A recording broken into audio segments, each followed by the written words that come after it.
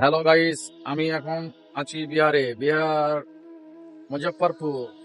এখন রাস্তার ধারে পাম্পে গাড়ি লাগলাম, রান্না বান্না চলছে।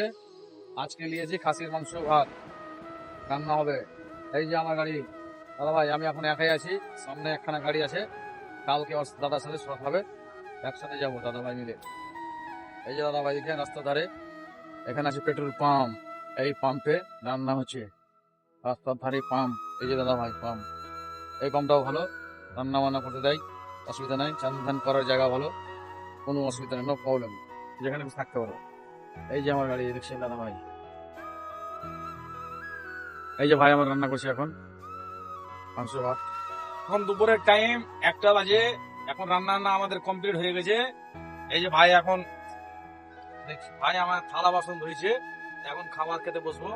ভাই আজকে মাটন মাংস হয়েছে, খাসির মাংস।